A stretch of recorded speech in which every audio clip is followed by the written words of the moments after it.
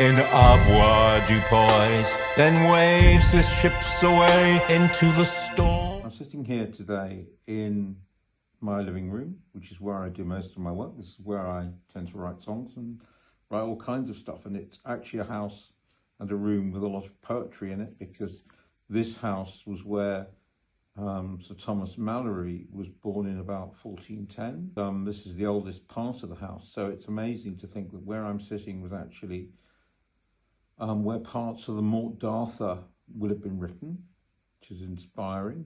So actually most of the fabric has been changed over the centuries, but this is the oldest part of the house.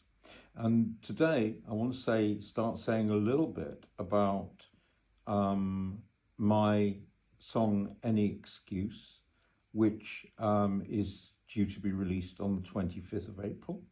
And again, it's a song from my forthcoming album, Nothing Can Protect You from a Song.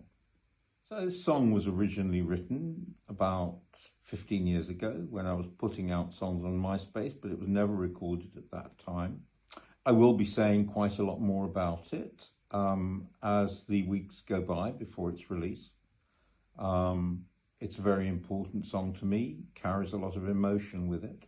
It's always a difficult question to know how much to say about a song, how much to say about a work of art, how much to explain about it, what lies behind it. But I think we've gone past that age where, you know, people would debate the meaning of songs like Don McLean's great hit, American Pie, for years and years and years, looking into the meanings and wondering what they are.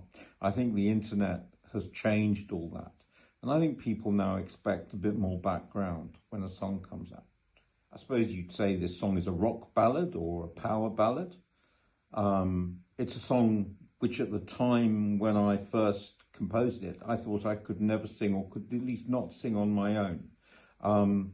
And at that particular time, when I was putting out songs on MySpace, just with a guitar backing, I was facing quite a lot of hostility from certain people on MySpace. I regard, actually looking back, I thought at the time, that a lot of that hostility was actually homophobic. I'm not saying that people who were actually being adversarial knew they were being homophobic, but I think they were. I actually thought about doing this as a duet with an artist who was represented on MySpace at the time. I don't know what she's doing now, if anything at all. I think she was called Suji. And I suggested that we do this as a duet, but I was kind of ridiculed because of that idea, although Suji herself, I mean, lovely lady, she was extremely supportive of me. But we never went ahead with it, never got anywhere. But anyway, I've now recorded the song myself. I think I've done a decent job with it, as you'll probably see eventually. Anyway, because this song is so important to me, and it is very important to me, because it expresses very deep, dark emotions about some past experiences in my life. I'm paying a lot of attention to the presentation, and we're actually doing an animation, which I'm very excited about.